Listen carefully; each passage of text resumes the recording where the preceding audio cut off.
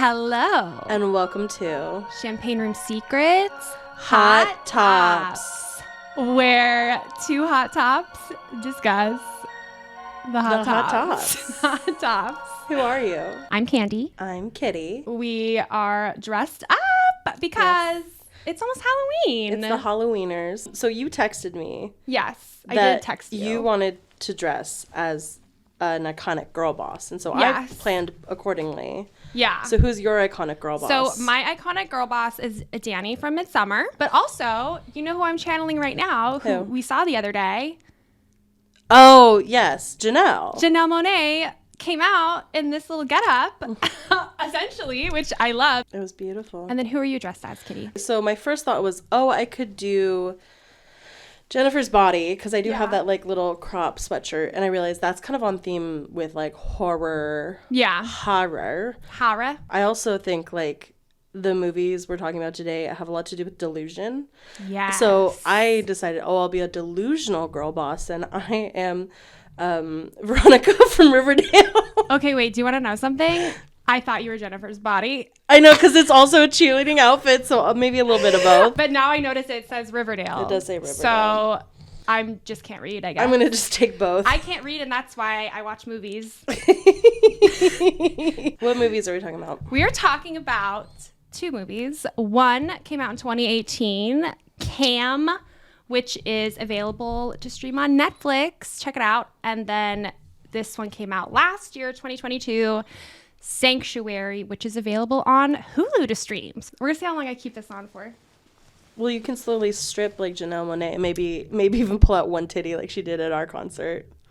But just one. I literally blinked when that happened. I know, you missed it. We are drinking some very spooky espresso martinis, or I mean, witch juice, or witch juice, bog juice. I would say it. I don't know how well they can see it. It does just look like. It looks like a bog. Yeah. I really wanted to get dry ice and have them be all spooky, but it's kind of hard to buy dry ice. You have to like go to an actual grocery store or something. You can't just like Amazon it. You can't Instacart dry ice. Maybe you could. We'll need to complain to our friend if that's not possible. I know. We have an insider at Instacart, so I know she's watching right now. Almost had two, but my date didn't go well. Which one should we talk about first? That's honestly a difficult choice. Okay, I need to say something about Sanctuary. So let's just start. I watch other like movie reviewer creators, and I really love when they give additional context. It kind of like recontextualizes context the whole movie for me, because I'm like, who wrote this? Who directed it? What else have they done? What trauma are they getting out onto the screen for us to traumatize us also? Sanctuary 2022 was directed by Zachary Wigan, written by Micah Bloomberg, starring Margaret Qualley as Rebecca and Christopher Abbott as Hal. Margaret Qualley, I know her from the show The Leftovers. Okay. I don't know if you ever saw that. It's really good. It's on HBO. No. And then Christopher Abbott, of course, from Goyles, which honestly, he kind of just like is the same character. He's got like one type. He's cute though. He's good looking. I wish we saw his dick. I know.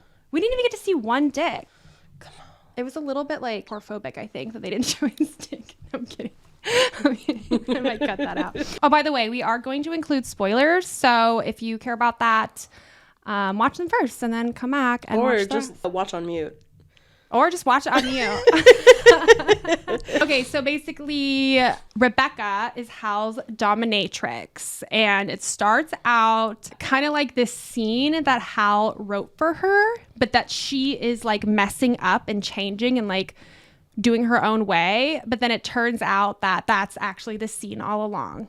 Yeah, contextually, it's both a movie scene and like a kinky play scene. It's the same language, and the element of adding a script, I think, will make that confusing or not at all confusing. So here's my thing. I'm just going to spoil it off the bat because whatever. So basically anything after that, because it starts to get real fucking crazy. And I thought the entire movie was a script. was a scene. Was a scene that he wrote. That's a long session. I know, but like I thought it was just like super weird, and because it's like they did the fake out once. They're like, that's true. Oh, she's going off script from this role play that the Hal has written, and she's like taking charge. She's like making him do whatever she wants, like dominatrixes usually do. And then they drop it and they go into this other. They're like getting dinner together. They're friends. Mm-hmm. Okay, so I made a mistake. I made too many assumptions about the movie, and then I went through the entire movie being like, okay, this is just they're gonna like do a gotcha at the end, just like they did the gotcha in the first 10 minutes, and be like, this whole thing was a scripted role play. And guess what? To my chagrin, I was wrong.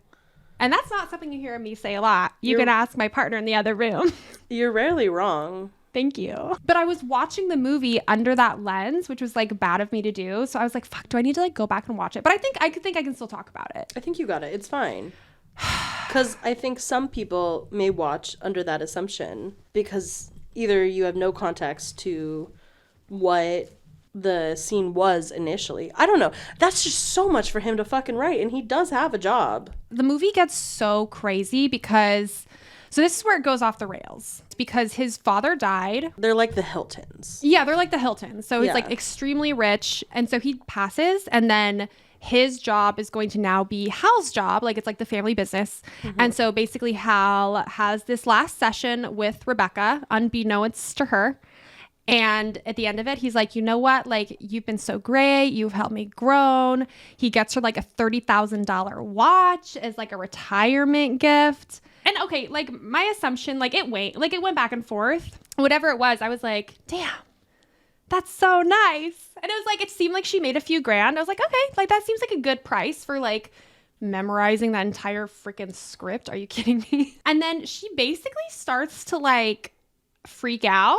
Well, okay, so he doesn't fire her. He doesn't say those words. He's not straightforward, and that's part of their dynamic. I mean, her getting at him for being this little weak bitch boy is part of what they've done in scenes and what they've worked on.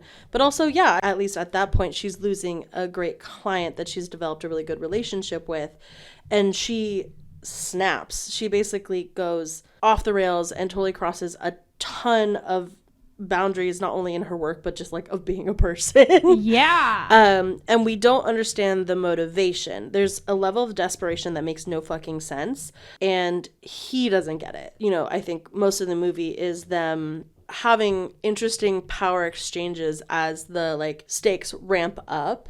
Because she pulls the card of like, I've been recording our sessions and I'm gonna blackmail you for more money. I mean, she escalates from a certain amount of money to be like, no, you're gonna hire me for your company. So wild. Yeah, she jumps.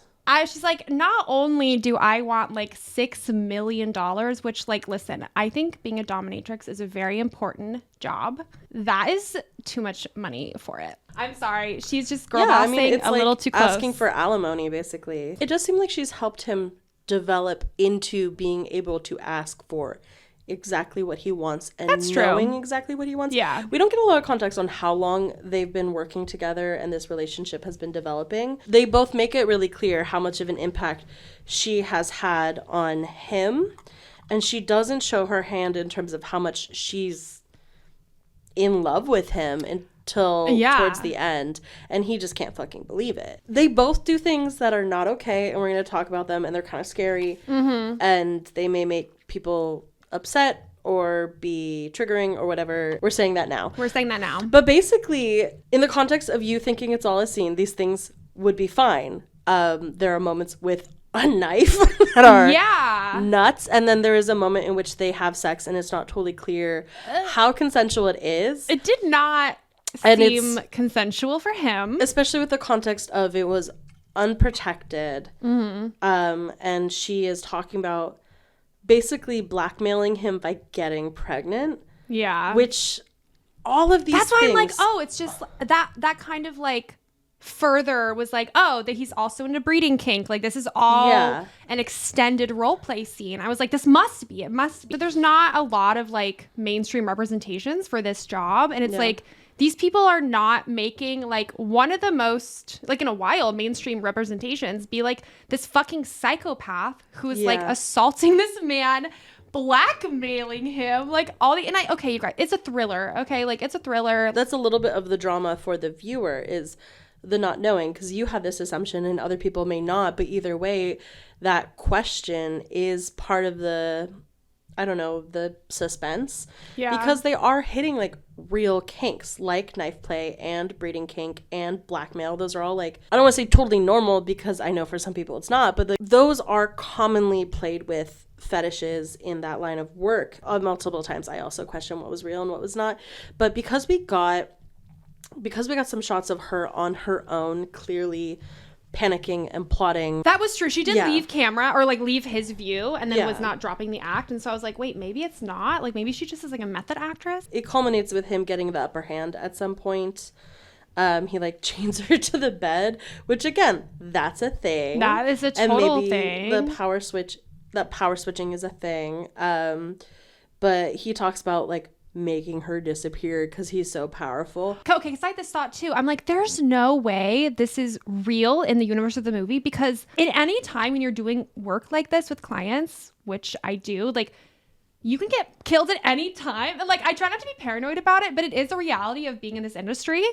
And the fact that she was going off the walls banana pants, and she's like a tiny little girl, I mean, young woman, she's whatever. Smaller bodied woman. She's a smaller bodied woman. You have this guy. Yeah, he's kind of bitchy, but it's like, you're taunting this guy?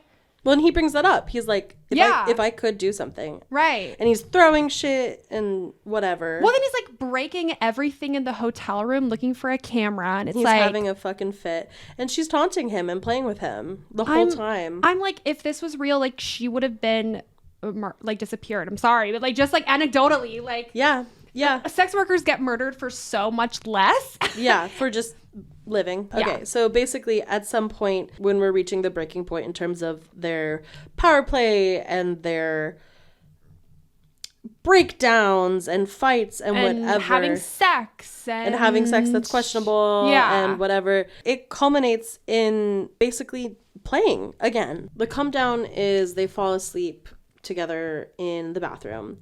Yeah. She wakes up. He's on his hands and knees cleaning up the mess he made in his little tantrum, which I thought was perfect. Yeah, it made me feel like, oh, okay, yeah. Yeah. No one's gonna die. Yeah. No one's getting hurt, for real. It's a movie. It's writing. It's fun. It's entertaining. Essentially, they admit to each other that they're in love, and she blew up her whole life, which is just to be his dom, which is dumb as fuck. It's whatever. That's why she was so desperate. Dumb. Because she's in love with him, so she broke things off with her fiance. She stopped seeing all of her other clients because it felt like she was cheating on Hal. And they have the fastest little makeup scene in the elevator as she's leaving, and he's basically like, you know what, take over my life, and I will just be your servant. It's like female-led lifestyle. Oh, okay. That's a thing. New word. That it's like it crosses over kink and like relationship style. Okay. It's honestly like the inverse of trad wife. Inverse of trad wife, where it's like the woman is in charge of everything in its head, of course. Right, but it's like the woman is in charge of everything in the man's life, including his career and whatever. So basically, Hal's like, take the CEO position and run everything in my life, and I will wait on you and do everything I will do everything for you, and you take over, and I'm yours. And then they kiss. They literally that's the end of the movie. Kiss, and the elevator closes, and I'm sitting here, mouth agape, because okay, sure, I think like you can watch this a few different ways. You can be like, oh, that's cute, they're in love. Like another thing where it's like sex workers can't just be portrayed doing their job. It's like and having boundaries. It's like, okay, the story has to end with like them having this fairy tale ending, them being in love, because it makes what they did okay. But I'm like, okay, if we revisit the universe of this movie, this woman is crazy. she's not going to be, like, she's going to get bored. Just because you get the happy ending doesn't mean that it's going to continue to be that way. And this woman is, like, so unhinged. So it's very hard for me to watch this and feel like anything other than just, like, ugh. You know? I don't know, it was fun. I mean, it was fun. Like, I would watch it again. I think if we're looking at it seriously from not our perspectives and not our lifestyles, this is bad. This is bad. It's like go watch it. It's like a bad representation of the situation, because if this is all of the information you're getting, or this plus like 50 Shades of Grey is all you're getting, professional or semi-professional like kink dynamics, then yeah, you're gonna continue to have a really skewed, probably negative perspective. I mean, imagine like, okay, so you have this movie. Again, there are other movies that star femdom characters, but like I saw ads for this. It's right on the front page of Hulu, at least my Hulu account. Like, it's pretty, like, I heard about it a lot. I got like ads on social media, and I would say comparatively, although a much bigger scale, like 50 Shades of Grey was one of the bigger, maybe besides like The Secretary, but I don't know when that came out, like forever ago. Yeah, and the thing is, like, this is like the big one with a woman being dominant. Right, exactly. So it's like, if those are your two frames of reference for being like a dominant in like the BDSM world, like that sucks. That sucks for everyone involved. It sucks for everyone. Okay, I need to give you a little context because I was noodling on this. And I'm like, I need to know, okay, was the writer director, are they clients? Do they for sure see these kind of workers? Because if so, I think that's actually really interesting and cool. Like, and what if this is based off of, I'm not saying that all sex workers are like good people, good moral people. Like, obviously, like on the podcast, we've talked about like strippers, like being really fucking horrible and drugging and ripping guys off and like whatever. So it's like, shit happens. Happens. There's bad people in every industry. That my question did not get answered. I don't know if it's like a real life inspiration, but basically I watched this Deadline Hollywood interview. It has the director and then both the starring roles, and the interviewer asks the director, why do this story? And he says, there's something paradoxical about the role of a dominatrix, because a dominatrix has control over her client, but also has zero control over her client outside the realm of the fantasy. I mean, yeah. And I was like, okay, sure. So it's like, it's just something you like heard about. And that's like, a risk-aware statement. And like, maybe that comes from personal experience. I don't know. So he says he was developing this story about a dominatrix who robs a client, and he calls up his writer buddy and is like, hey, I'm working on this story. And then Micah, the writer, he said he had just written a one-act play set in a hotel room that has like a similar story, which I'm assuming was turned to the screenplay. And then the director was asked about research, like, oh, what kind? Actually, all three people. And then these were their answers. So the director said, I read about the profession in the development stage. So he doesn't say he has personal experience, but I know that's not something you'd always share. And then sure, but also you put a whole fucking movie out there about it. Well, right. And then the interviewer asks both the actors what was their research. And they both were like, oh, yeah, we did no research on dominatrix or clients or this or that. They're like, oh, we just like memorized the script and did it. Yeah. Which is like, okay, like that's fine. You know what? They're successful actors and I'm not trying to be one. But it was just kind of like, it is a sensitive thing. I also think it's bullshit that they didn't interview anyone in the profession. That's the thing. I was thinking, it's like, oh, maybe they worked with a few pro workers, but it just seems someone consult. No pun intended. It was like a fetishized version. It feels like maybe it just turns the director and writer on, like this is just hot for them. There you go. So the director's last movie, I forgot the name, but I did look that up too, because he only has like one other like super notable work, and it was like about like a woman being crazy and like tricking a guy. So again, it sounds like maybe he hates women. But I don't know. Maybe not. Maybe he just likes a little crazy lady. I think it's interesting that it was so light touch research-wise, because there were things said and done that are seemingly informed. That's why I was like, maybe he was the client. I don't know. Maybe he was a client. Maybe? Wait, maybe it goes one What step if his further. dom made him make this movie? The making of the movie was the role play. That's hot. Should we get into the second movie? Okay, so the second movie is Cam, which came out in 2018. It's a Blumhouse production for Netflix. And by the way, cam is short for camera, if you guys don't know. That is an industry term. And it follows the experience of a cam girl as she pursues like higher rankings on the specific site she's working on. She's pretty well established. She has a really good following, and she is very, very creative in the type of work she does. Very creative. Has a good income because of what she's able to invest in her work. The plot of the movie is that it appears that someone is impersonating her, hacks her account, and is starting to stream as her and make her money and block her out. There's a B story of like she gets doxxed basically. And so she's both fighting the like personal life doxing situation, and her career is being stolen by someone who looks exactly like her, and it looks like streaming out of her house, this and that.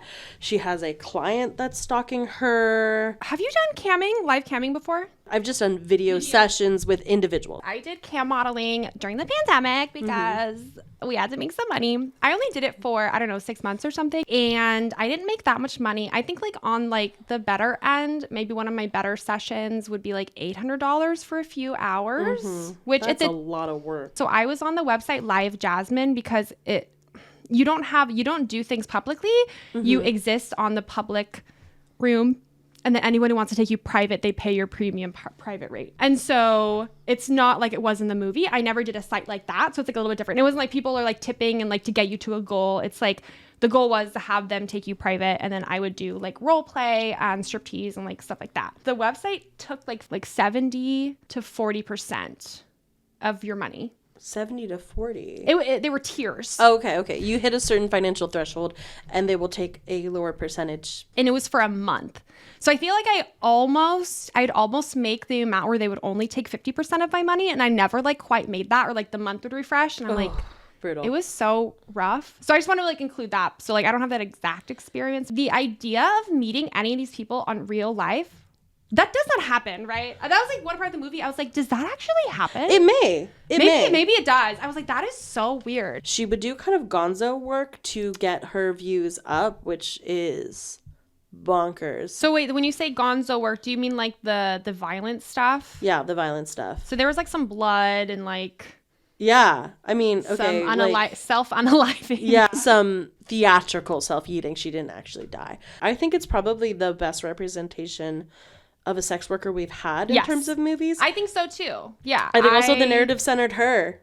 It did. It was her life. She has all her lighting. She has her little props and her like a chest of outfits. I thought it was like very like it seemed whoever wrote and made the movie was like aware and has experienced camming or has talked to cammers or has like paid for that kind of work or something like that. Like I felt represented. Yeah. With the little cam work that I've had, I felt like it was like good. Like I didn't feel bad about the representation. Yeah, it was very well informed. Basically, the big reveal is that, I don't know if it's the campsite or a third party, I think probably the campsite is creating AI to replicate their most high performing cam performers to do live streams and to take over their account so that they can keep all the revenue rather than like most of the fucking revenue anyway. Okay, if this movie came out 5 years later, so today, it's like, oh, it's AI. Super relevant, right? It's so relevant because the technology pretty much exists now. Yeah, I mean, we're seeing deep fake porns. Right, then that's kind of like what it is. But basically, like the whole, like one of the main mysteries of the movie, it's like,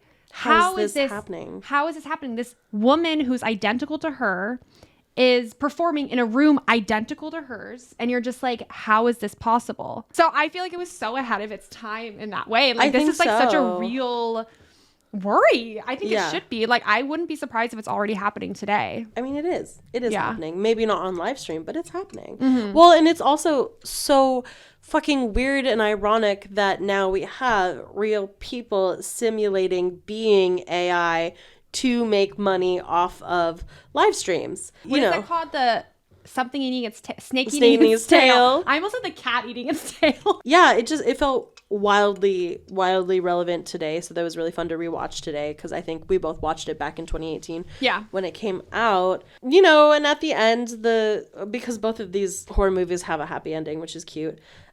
She resolves things with her family. We love that. And she's able to like beat the AI. Does she?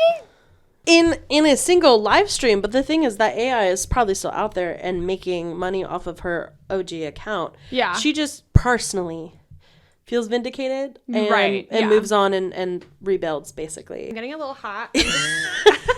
She does the thing of like her new account is named EveBot, and the whole aesthetic is that she's a robot. So I think she's like, you appropriated me, I'm gonna appropriate you, bitch. That's so a reverse stupid Uno appropriation. Yeah, she pulls her Uno reverse and throws it out there. But I mean, I think it's one of the better representations. She's a full-fledged person. Yeah, she has like an inner life. She has a family life. Okay, this is like weird, but I really liked how like her brother was so proud of her. I thought it was really sweet. I thought it was cute, even though she's like a porn star and like obviously like sibling dynamics are weird. My brother personally will not even follow my burlesque Instagram. I don't think he watches actively, but that he's invested and they talk about it. They talk about her ranking and he's like proud of her. Oh my God, my lash. He's like proud of her for like almost getting like top 50 or whatever, top 60. And he's invested. And so part of the drama is that like other family members find out and the kid gets her little brother gets harassed and stuff like that. Yeah. Oop, it's gone. She goes. No, it's magnetic. So I'm just okay. I'm just gonna stick it back on my eye. Is it good? You good? Does it look good? Yeah, it looks fine. Okay. No. Wait, I have a mirror. Hold on. Oh, is that you? No, that's me. I'm gonna take it real quick. Hello? I would like to stop receiving calls from you. Thank you. You tell them. They're trying to scam me into getting another mortgage. I know you have one mortgage, but do you want another one? So, fun fact, no. I'll just lend you the money. Yeah, thanks.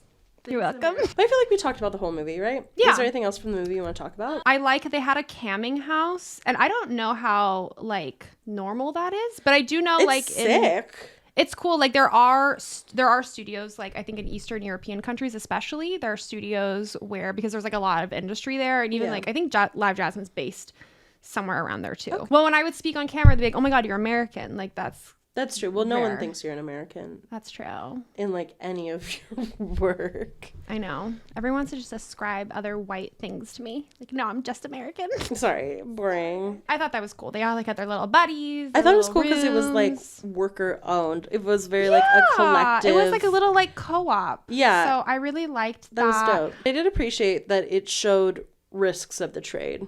Stalkers are risks of the trade. That's true. I guess another theme of these two movies is that these men are little fucking bitches. Yeah, the theme of these movies is that these men are little bitches. They're kind of spooky, and the men are bitches. I don't know, the first one's maybe not spooky, but it's dark. There's tension. There's tension. Yeah. They're thriller, horror. Yeah, horror leaning. The men are little bitches. Yeah. The girl boss is one in the end. The girl boss is one in the end. Except for like, didn't they?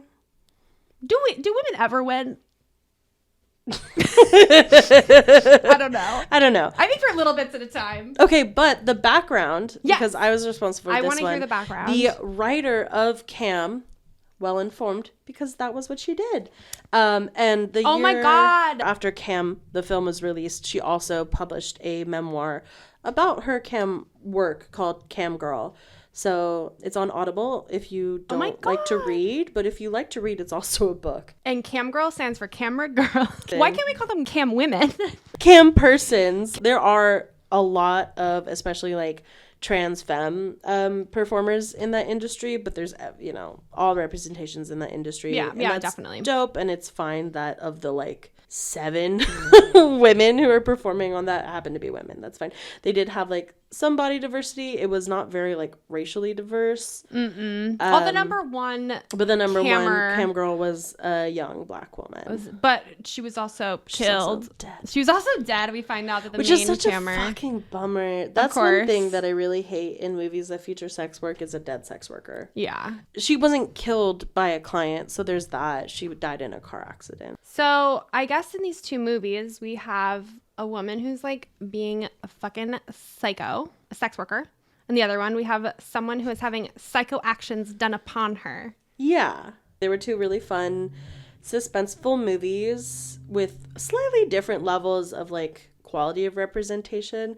but I do think like there's really not a lot of like pro dom representation out there. I did want to say that the writer of Cam and then the book Cam Girl is Issa Mazzei. Issa Mazzei. Issa Mazzei. Okay, so main production people are either femme people or women.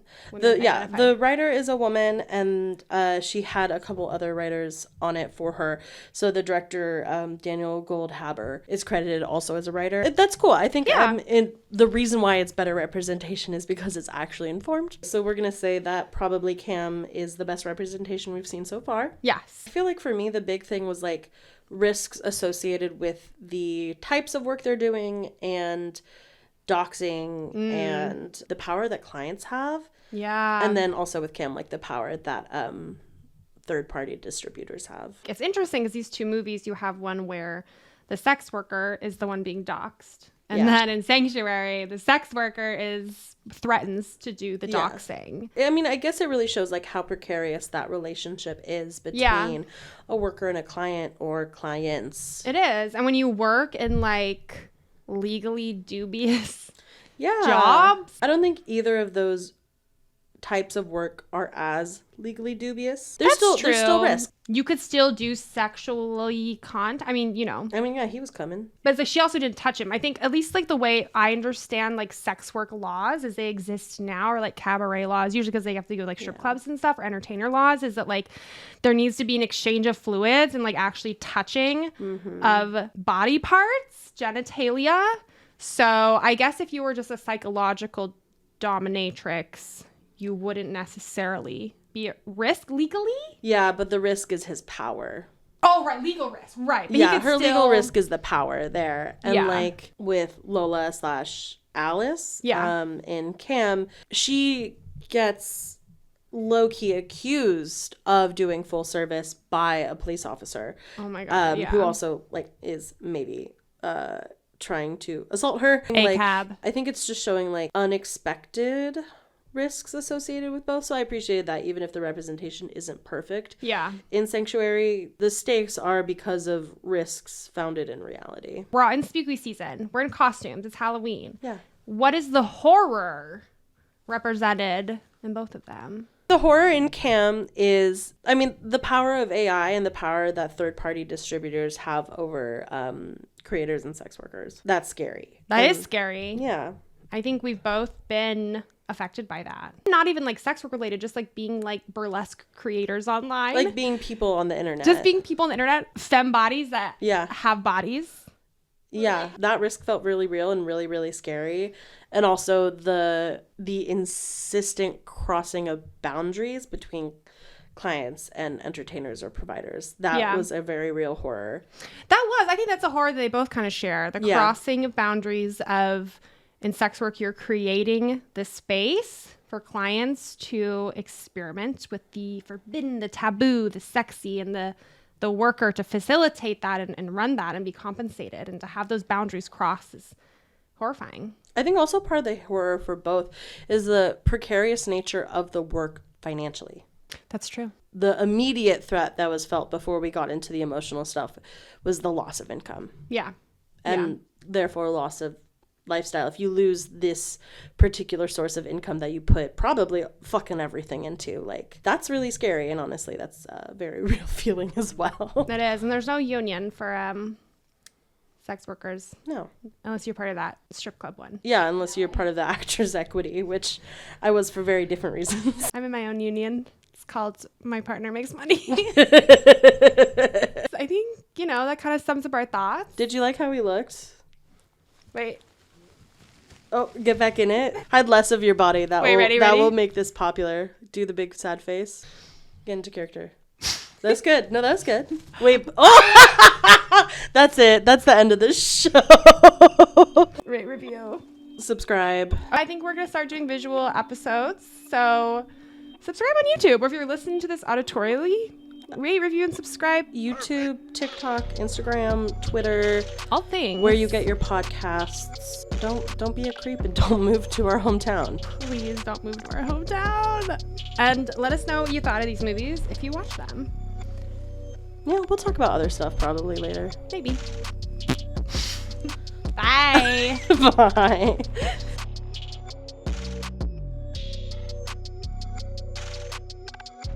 The wig was so fucking bad. I'm like, this guy couldn't buy you a lace front? They have a wig like what I'm wearing right now. That has. But your wig looks better than what her wig looks like. I keep on doing this on camera. Like, it's not good.